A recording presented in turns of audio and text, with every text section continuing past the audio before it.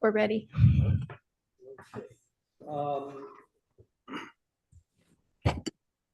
I'd like to call to order the January 22nd meeting of the City of Belvedere Finance Committee. Helga, can we have a roll call? Chair McCaskill. Yes. David Walker. Here. Patrick Fader. Here. Will Lyon. Here. John Wilton is absent. We have Sally Wilkinson. Present. And Peter Mark. I'm here, thank you. And we also have Robert Zadnick, City Manager, and Helga Cotter, Director of Administrative Services, for the record.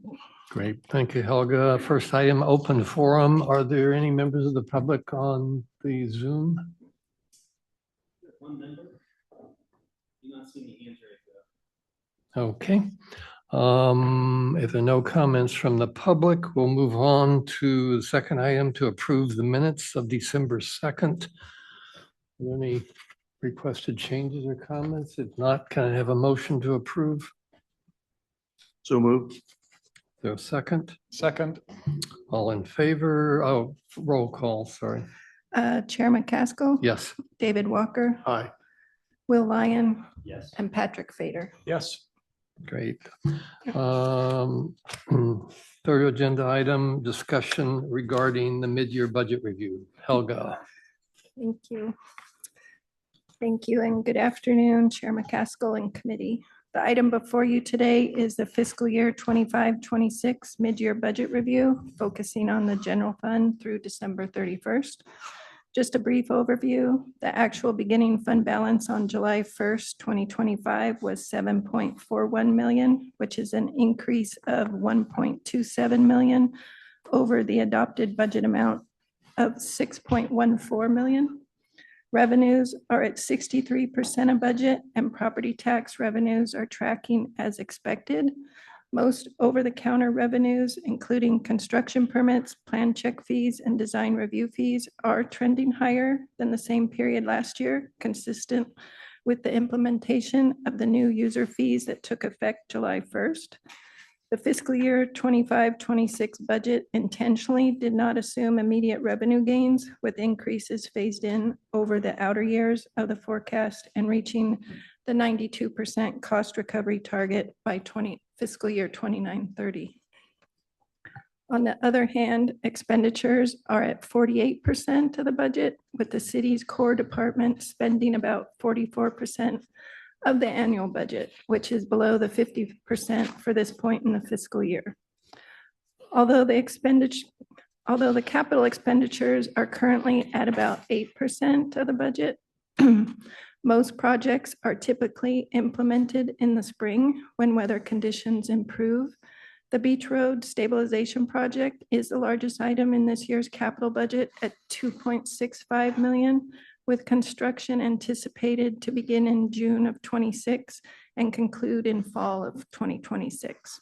The project is in the design phase and staff are anticipating going out to bid next month. Public Works is also advancing long-term capital assessments, currently focusing on storm drains and facilities to improve future planning and forecasting. Other capital projects include the installation of mini split systems in the police department, which has been completed, and the Founders Room. Artist View Platform Project is in the final design phases, and projects scheduled for later this spring are the City Hall spot painting, sidewalk repair project, retaining wall assessments, and vegetation and fire fuel reduction work.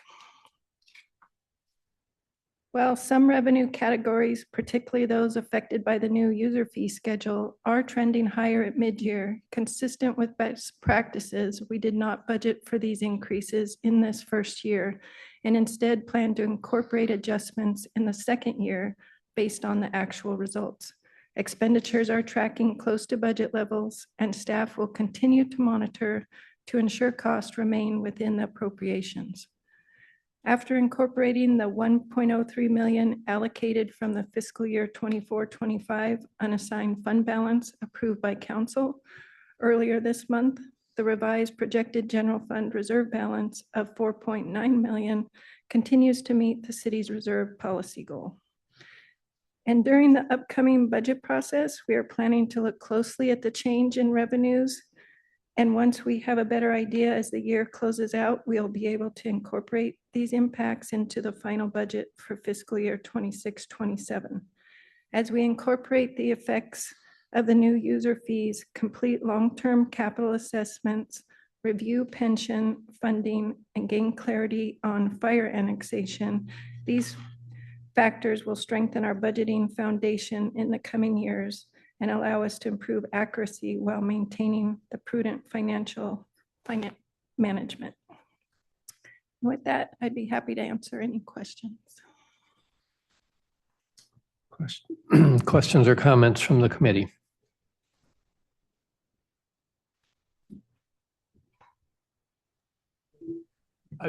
I have a question. It's not so much about the finances, but curiosity, and maybe I should know the answer. In the capital improvement projects, the Prop 68 project, have we identified what those funds will be used for yet, or?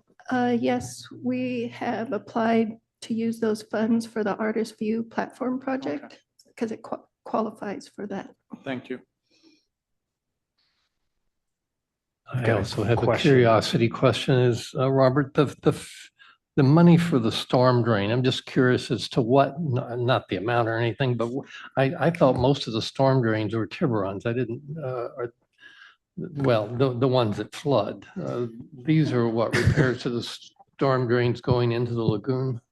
Yeah, there's a storm drain network that is littered across the entire island and the lagoon. It picks up all the storm water, the runoff, when it rains, sheet flow that travels down into the gutters. It picks that up and then directs either to the bay or to the lagoon. So it's not just located in the flats, it's all over the island and throughout Belvedere.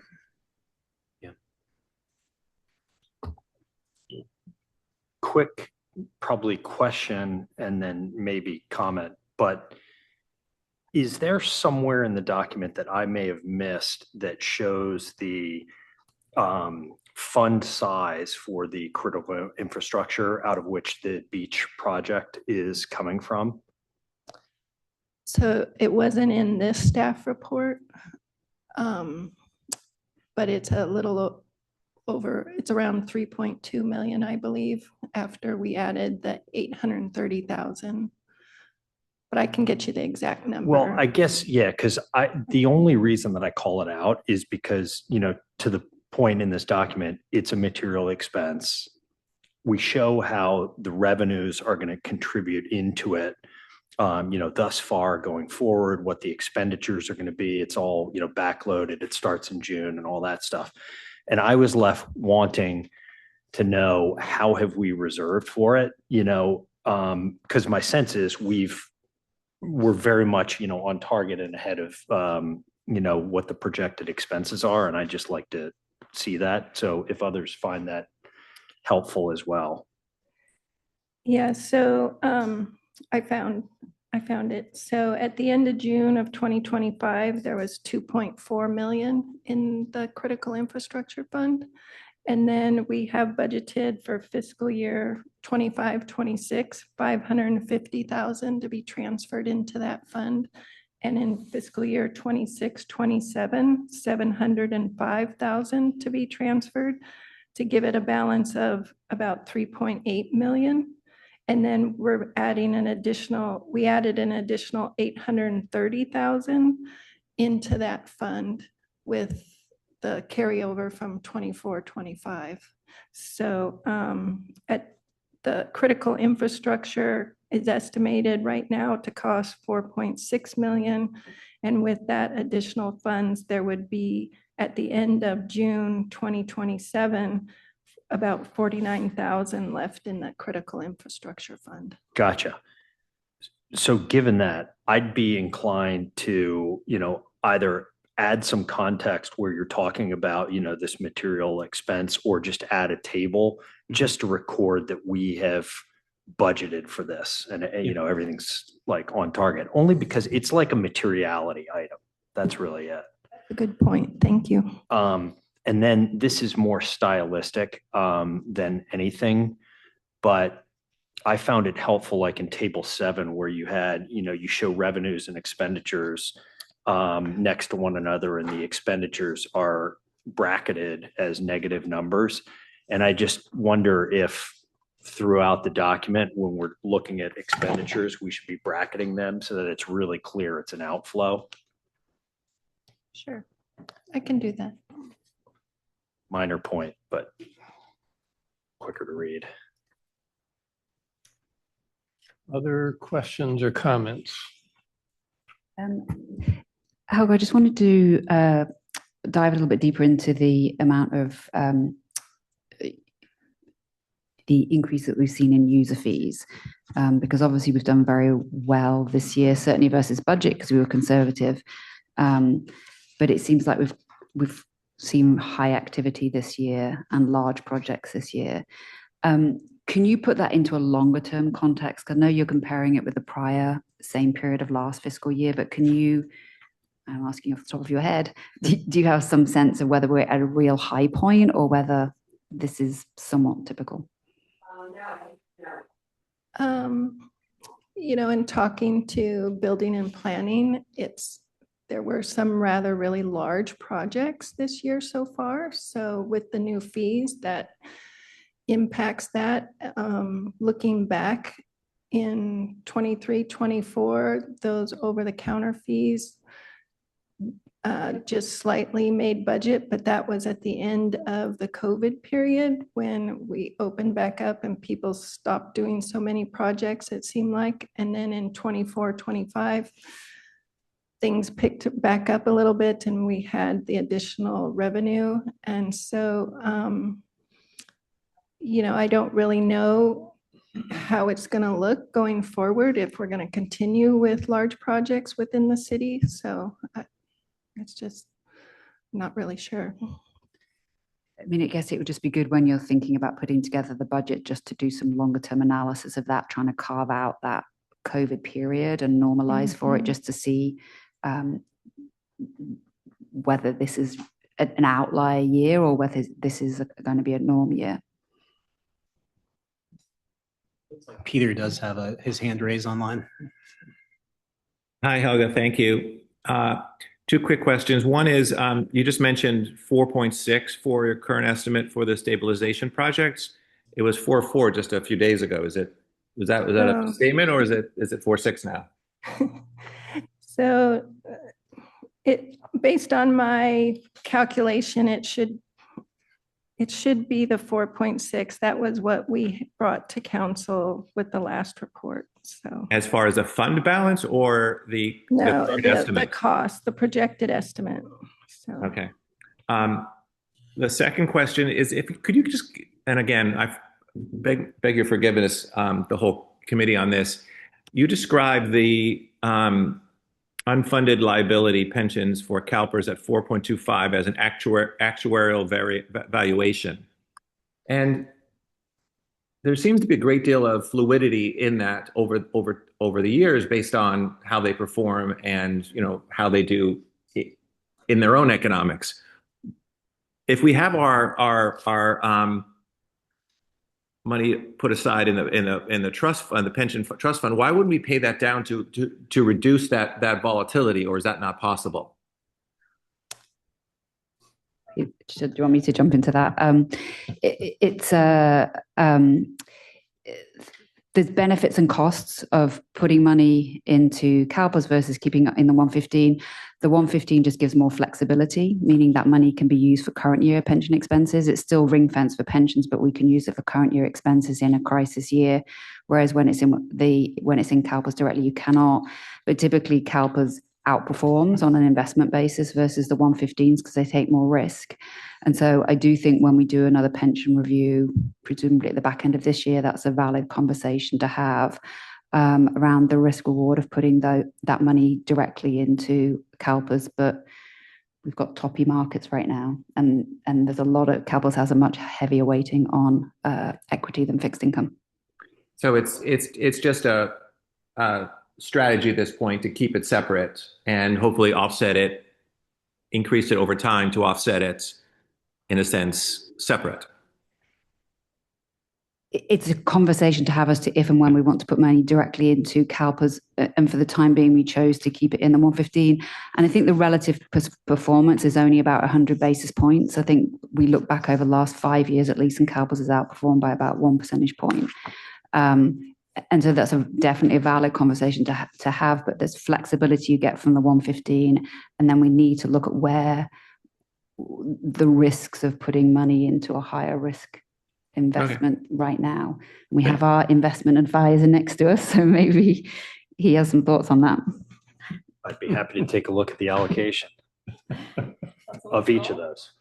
Thank you. Well, I'm happy to provide some perspective. I mean, I think most people, Wall Street is fairly bullish this year, but the grain of salt is that they were muted last year, and last year was a very strong year. So take it with a grain of salt, but I think everybody's projections are up like, mid-single digits to mid-teens. So, on a near-term 1-year basis, I would say taking more risk is fine. But it's not a near-term basis, it's a forever basis, because once you put it into CalPERS, you can't take it out again.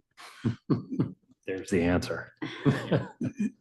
So if I may, on that, 2 other points. One, you can have the 115 investment profile match the CalPERS, or you could, you don't have to keep it invested the way we have it. It can be in the separate fund and take more risk. I believe we're in the highest risk fund already. We're in there. But just We're in the strategy 1, which is the higher risk of the 2 that you can be in. But just on a pure exposure perspective, you take $3 million and put it against the 4.25. Aren't we only risking 1.25 then? Don't we have the volatility on 1.25 at that point, as opposed to the volatility on 4 and 3 respectively? No, it's just the market value of your assets. And so you put more money in there, you've got more at risk. It doesn't pay it down. It's additive. No, and I think there's this confusion around whether there's some kind of penalty by not having money in CalPERS, which is a misunderstanding. That's not how it works. It just means that any money that you don't have in CalPERS means there's no possibility of earning a return on it because it's not in CalPERS, and you're still every year accruing effectively at a 6.7% discount rate in terms of rolling forward your liabilities. And so that gap grows, and it grows by the discount rate. Okay. That makes sense. So I haven't looked at this in several years, but what you're saying is there's no investment alternative that would put more equity risk in there anywhere you go. We could look at it again, but do you remember when we first looked at it, we considered CalPERS 115s versus It was a PARS. versus you a guys PARS looked at. 115. Right. And so I guess we could go back and look to see whether there's other alternatives now that allow more risk. Somehow in my mind, I thought there was. No, because I thought the same thing, that we were in the lower risk of the 2, but we're not. We're in the higher risk of the 2 that CalPERS offers in terms of 115s. And given our track record of bad timing. Yeah, no, I'm not It's- suggesting that, but at any rate, that would be looked at the next formal review. Yeah. But my other point was the flexibility is actually tremendous, because it's not just the current year pension contribution, but it could be next year's current pension contribution and the year after that current pension contribution. So depending on the city budget and catastrophe or all sorts of things, that can be a pool that can be used to meet the ongoing current CalPERS pension requirements. Yeah.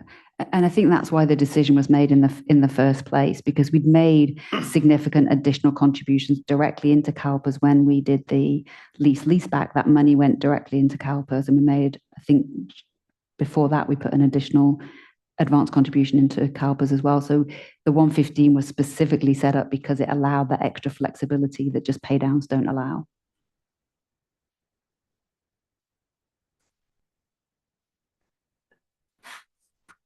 Okay, other questions and comments from the committee? I just have one question going back to Beach Road.